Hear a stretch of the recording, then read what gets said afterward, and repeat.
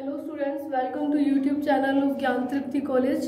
हम अपने last lecture में जूल थॉमसन एक्सपेंशन या जूल थॉमसन एक्सपेरिमेंट देख रहे थे, जिसका मैंने आपको प्रैक्टिकली सेटअप दिखाया था कि वो किस तरीके से है और गैस कैसे पोरस प्लग से जाकर के एक्सपेंड हो जाती है। और जूल थॉमसन इफेक्ट बताया था कि हाई प्रेशर से लो प्रेशर की ओर जब गैस जाएगी तो टेम्परेचर में चेंज होगा या फिर टेम्परेचर जो है वो कम हो जाएगा। इसी को बोलते हैं जूल थॉमसन इफेक्ट या फिर कूलिंग इफेक्ट। अब हम क्या करेंगे, आपको कल कहा था कि Joule Thomson coefficient mu H या फिर म्यू जेटी, एच जो है जेटी जूल थॉमसन को शो कर रहा है। आज हम इस जूल थॉमसन कोफिशिएंट की वैल्यू फाइंड करेंगे।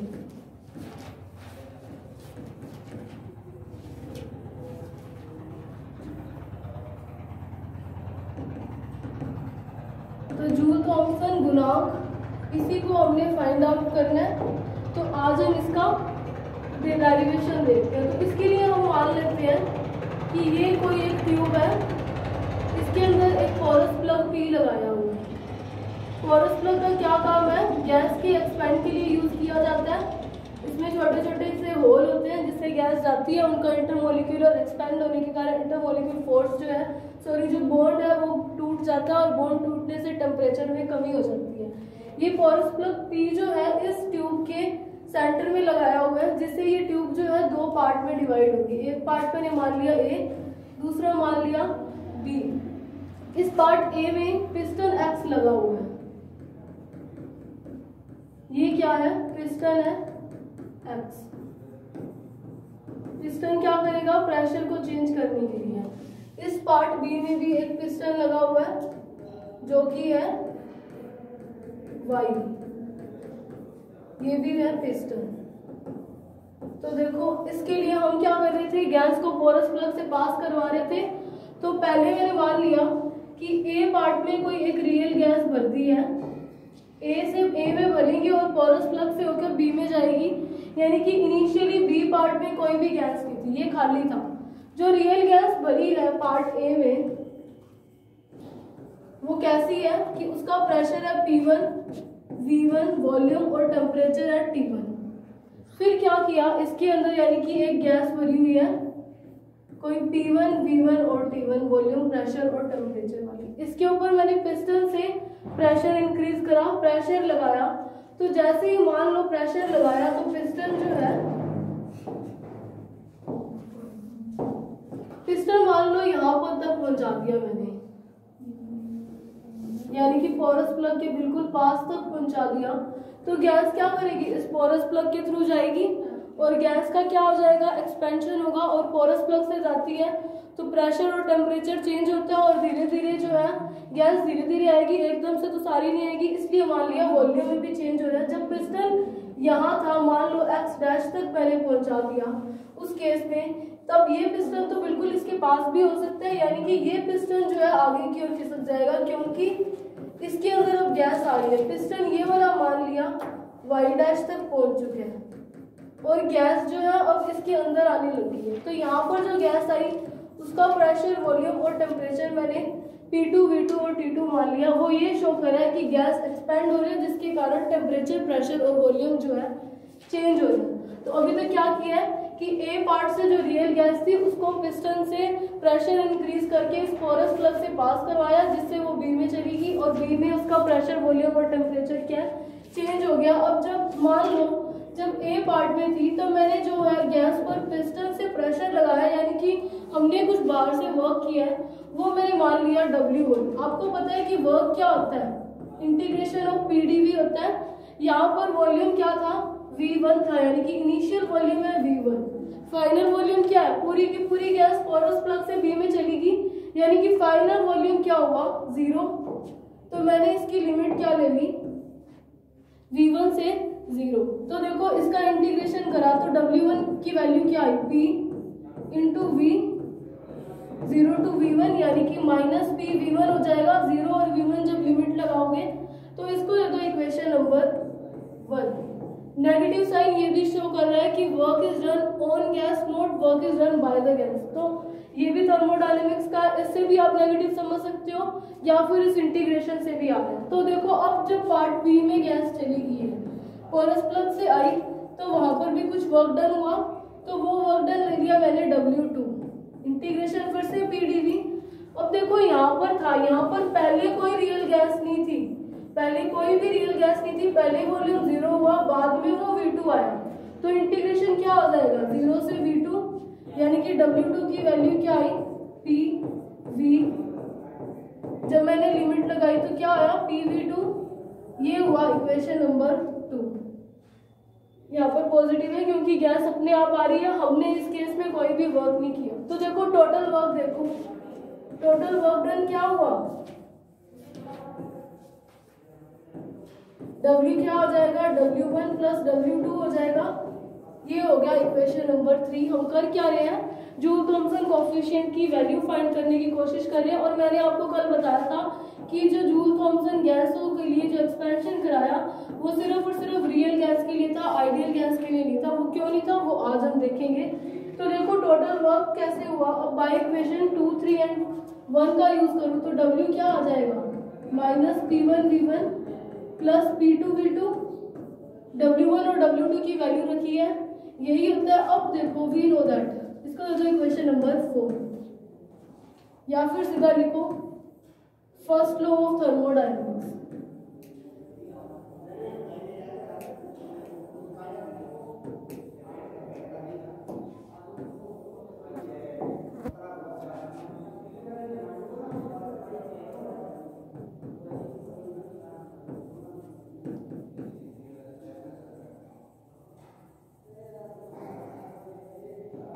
उष्मागतिकी का प्रथम नियम क्या है, dq equals to du plus dw, यानी कि किसी भी सिस्टम पर हम कोई भी काम करते हैं तो वो किस में स्टोर हो जाता है, एक तो उस सिस्टम में जो मॉलिक्यूल्स हैं उसकी इंटरनल एनर्जी में, और दूसरा क्या है वर्क डन में। तो ये इसकी क्या है थर्मोडायनेमिक्स की फर्स्ट लॉ है। इसको दे दो इक्वेशन नंबर 5। कल जो जूल थॉमसन एक्सपेंशन का एक्सपेरिमेंटली सेटअप था उसके ऊपर मैंने एक वी वुडन लगाया था और आपको ये भी बताया था कि ये प्रोसेस जो है एडियाबैटिक होता है। उसका रीजन क्या था वो भी बताया था कि गैस का जो हाई प्रेशर से लो प्रेशर की ओर आएगी, एक्सपेंड होने से टेम्परेचर चेंज होगा। अगर एटमॉस्फेयर से ही उसे कोई हीट मिल रही है तो टेम्परेचर में जो हम कूलिंग इफेक्ट एक्चुअल देखना चाहते हैं वो नहीं मिलेगा, क्योंकि बाहर से उसे आउटर मोस्ट जो एटमॉस्फेयर है वहां से कुछ एक्स्ट्रा हीट मिल रही है। इसका मतलब क्या है, जो ये प्रोसेस होना चाहिए वो कैसा होना चाहिए, जीरो होना चाहिए, यानी कि एडियाबैटिक होना चाहिए। तो एडियाबैटिक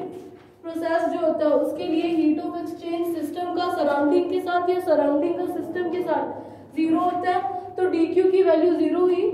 एडियाबैटिक यहाँ पर लिख देना कि एडियाबैटिक प्रोसेस है तो यहाँ पर dq क्या होगा zero.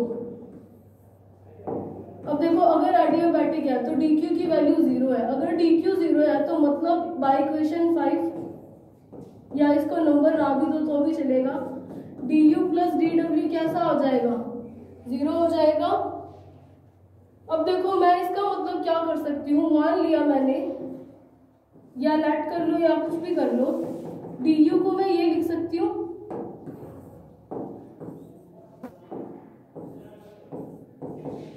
u2 minus u1, change in internal energy u2 minus u1 ले सकती हूँ। तो देखो अगर du की वैल्यू ये है और dw क्या है जो वर्क डन हुआ, हमारे पास वर्क डन क्या इक्वेशन 4 से ये निकला है, तो मतलब क्या हुआ du की वैल्यू माइनस dw हो सकती है, और du की हमारे पास क्या है u2 minus u1 minus dw क्या था जो वर्क डन था, वर्क डन क्या है ये आया है, तो बाई माइनस dw लिख दो। इसको दे दो एक इक्वेशन नंबर 6। तो देखो बाय इक्वेशन 6 एंड 4 या 4 एंड 6, यहां से देखो क्या आया u2 minus u1 equals to minus में dw या फिर वर्क डन ही था हमारे पास, dw या w की वैल्यू क्या आई है माइनस p1v1 प्लस p2v2। तो देखो u2 माइनस u1 क्या आया p1v1 माइनस p2v2, नेगेटिव में है p2v2, इस माइनस का मल्टीप्लाई होने से मैं 2 वाली और 1 वाली टर्म से एक साथ लिख लेती हूँ। तो देखो u2 ये इधर आएगा तो प्लस में हो जाएगा p2v2 equals to u1 plus P1 V1, ये तो ऑलरेडी प्लस में था। अब देखो आपको पता होगा कि एंथैल्पी H कैसी होती है, U प्लस PV। अगर नहीं पता तो यहाँ पर लिख देना कि वी नो दैट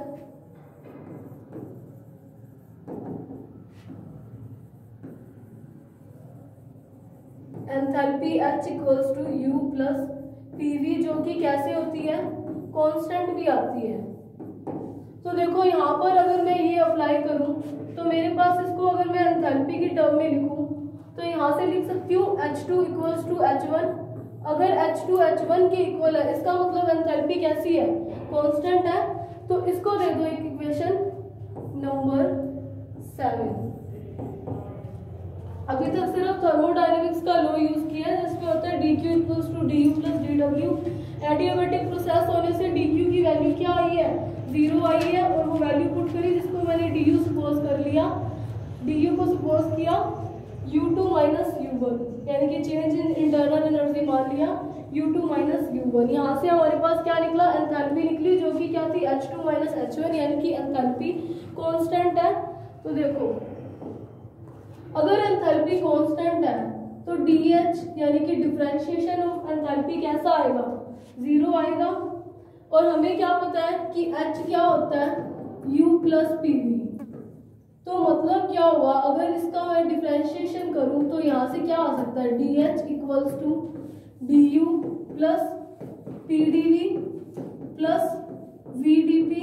अगर DS 0 है तो ये डिफरेंशिएशन भी 0 आएगा। मैंने क्या किया है, सिर्फ अवकलन किया है, differentiating this equation H equals to U plus PV। और एंथैल्पी आपके पास कांस्टेंट आई है, H1 H2 के इक्वल था, तो एंथैल्पी क्या है, कांस्टेंट है, तो उसका डिफरेंशिएशन 0 हो जाएगा, सिर्फ उस इक्वेशन को पुट किया। तो देखो यहाँ से आपके पास क्या बन रहा है। अब देखो एक आपको पता होगा कि du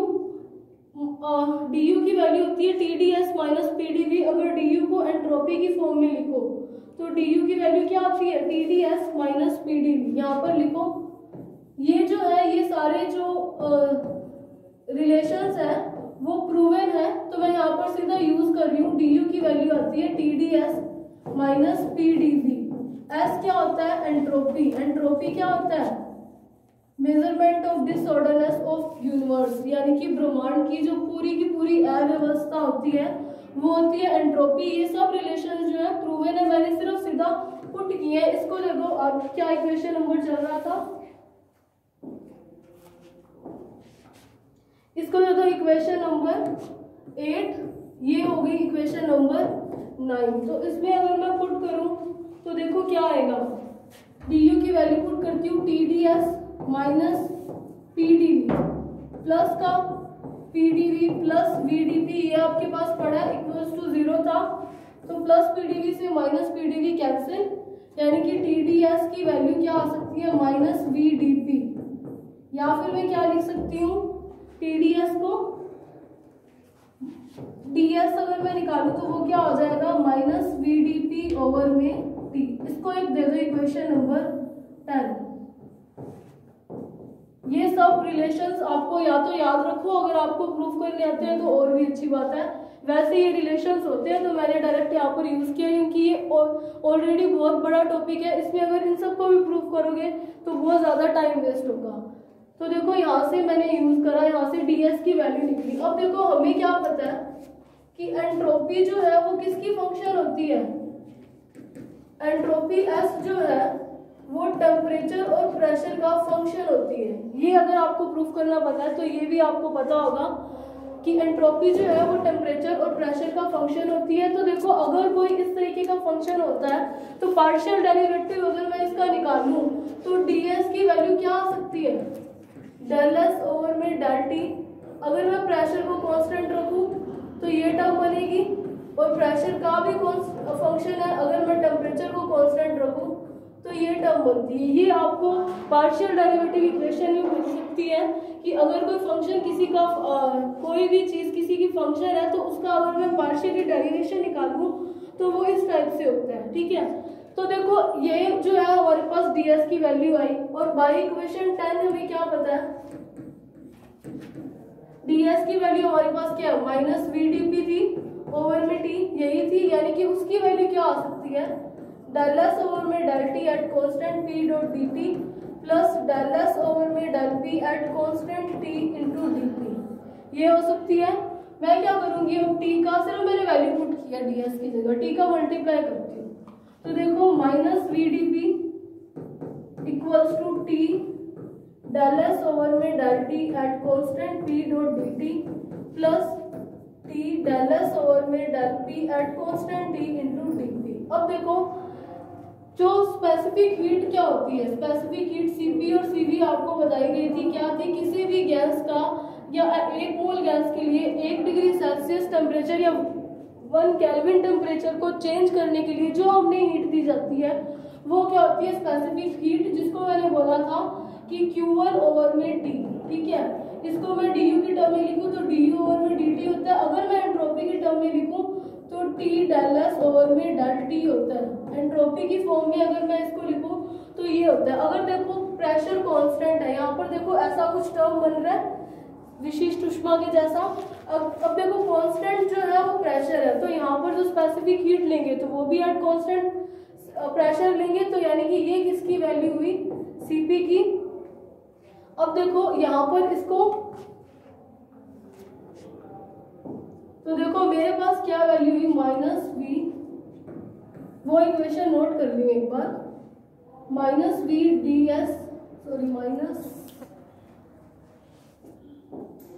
minus V D P minus V D P equals to T del S over में del T at constant P dot D T plus T del S over में del P at constant T into D P. ये equation थी, मैंने सिर्फ note करा। ये क्या होगा, specific heat at constant pressure, D T नहीं आएगा साथ में, ये Cp की वैल्यू होती है। तो देखो minus V D P equals to Cp D T plus T del S over में del P at constant T dot D P. ये P की फॉर्म में है। इसको कांस्टेंट P लाने के लिए मैक्सवेल ने अपना दिया था एक मैक्सवेल्स थर्मोडायनेमिक्स लॉ।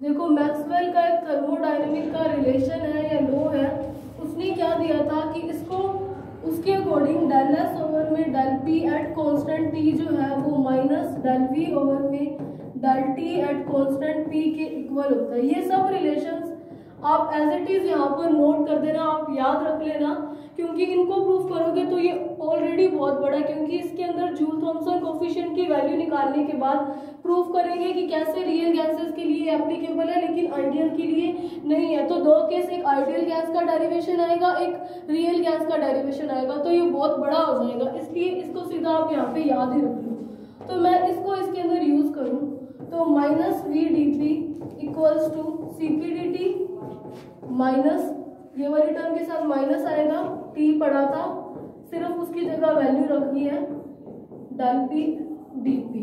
अब देखो मैं इसको सिंप्लीफाई करती हूँ, डीपी वाली टर्म को एक साथ ले आती हूँ, इस वाली इक्वेशन को सिर्फ मैंने सिंप्लीफाई किया है।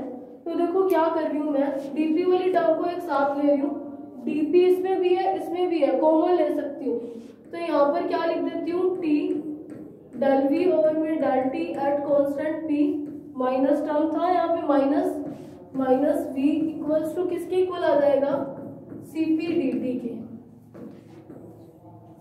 ठीक है। तो यहाँ से मैं अगर dt ओवर में dp की वैल्यू निकालूं वो क्या आएगा, 1 ओवर में cp इधर चला जाएगा, ये term as it is del v over में del t at constant p minus v।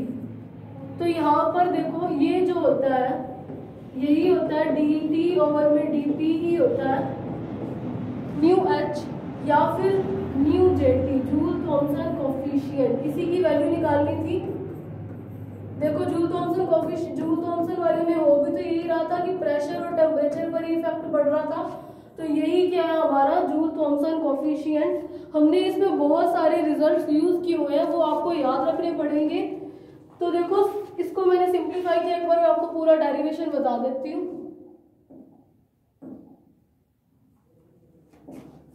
देखो क्या किया था, इस वाले ए पार्ट में गैस भरी हुई थी, उसको पिस्टन एक्स से पोरस प्लग से बी में भेज रहे थे, प्रेशर वॉल्यूम टेम्परेचर चेंज हो रहा था, वर्क डन निकाला था, यहाँ पर थी V1, बाद में गैस उधर जा रही थी तो 0, ये मैंने वर्क डन निकाला। सिमिलरली बी पार्ट में वर्क डन निकाला, उसके बाद हमने टोटल वर्क देखा था जो कि ये आया, उस टोटल वर्क को मैंने यहाँ सिर्फ उसकी वैल्यू पुट करी है वर्क की जो W1 और W3 थी।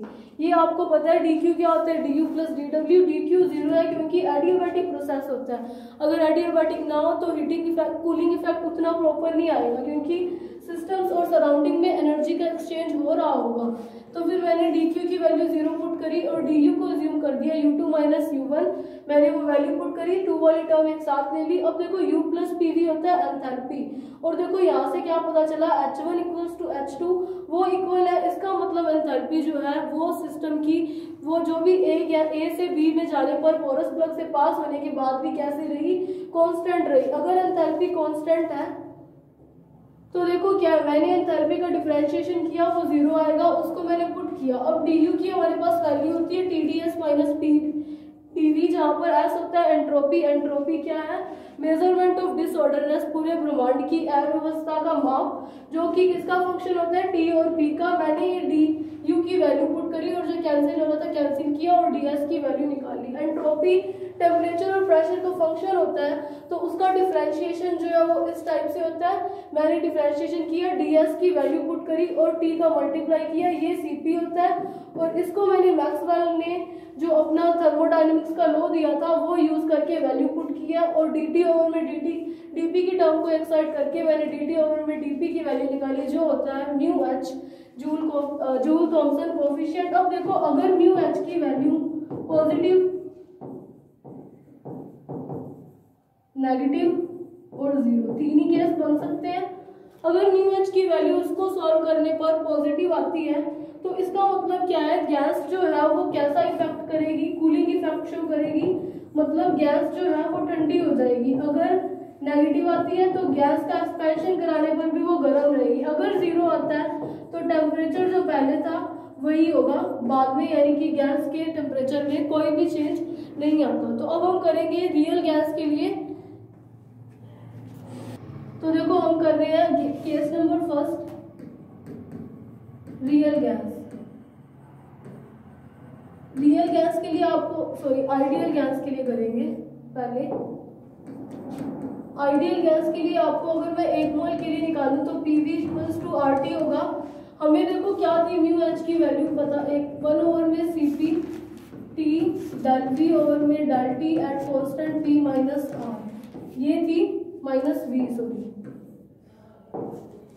तो देखो यहाँ से अगर मैं इस इक्वेशन से डेल V ओवर में डेल T निकालूं, यानी कि इस वाली इक्वेशन का P को कांस्टेंट रख के डिफरेंशिएशन करूं टाइम के टेम्परेचर के रिस्पेक्ट, तो क्या आएगा, by differentiating above equation with respect to temperature at constant pressure। तो देखो क्या आएगा, P कांस्टेंट है, मतलब P का अगर मैं टाइम के रिस्पेक्ट टेम्परेचर के रिस्पेक्ट अवकलन कर रही हूँ तो आएगा 0। तो मतलब पहली टर्म को मैं 0 लिख दूं, T बाहर रहेगा, V का मुझे T के रिस्पेक्ट करना है कांस्टेंट प्रेशर पर, equals to R gas constant है उसका भी 0, तो R को कॉमन, R को मैं बाहर रख के टेम्परेचर का करूंगी, डेल T ओवर में del T at constant P, इसकी वैल्यू क्या आ जाएगी 1 ही हो जाएगी। तो मतलब कि मैं देखूं कि डेल V ओवर में del T at constant P की वैल्यू क्या आ सकती है, R ओवर में P, ये वाला मैं इस इक्वेशन में यूज कर दूं तो म्यू एच क्या आया, 1 ओवर में ये Cp था इंटू P, इसकी वैल्यू क्या आई R ओवर में P माइनस V। इस इक्वेशन से अगर मैं देखूं V की वैल्यू निकालूं तो क्या आएगा, RT ओवर में P, यही बनेगा, ये टर्म हमारे पास बन रही है, यानी कि म्यू एच क्या आया 1 ओवर में Cp V minus V, V से V कैंसिल, यानी कि 0 का जब 1 ओवर में Cp से मल्टीप्लाई करेंगे तो क्या आएगा 0। अगर म्यू एच की वैल्यू 0 है मतलब नो चेंज इन टेम्परेचर, मतलब टेम्परेचर में चेंज नहीं हो रहा है। इसी के कारण जूल थॉमसन इफेक्ट में जो उसने जूल थॉमसन ने अपने एक्सपेंशन जो एक्सपेरिमेंट किया उसमें आइडियल गैस नहीं ली, क्योंकि आइडियल गैस जो है वो ना तो हीटिंग शो करेगी ना ही कूलिंग, यानी कि वो जूल थॉमसन इफेक्ट को शो नहीं करता है। तो ये था हमारा आइडियल गैस के लिए। रियल गैस के लिए वो अपने नेक्स्ट लेक्चर में करेंगे। So thank you for watching this lecture.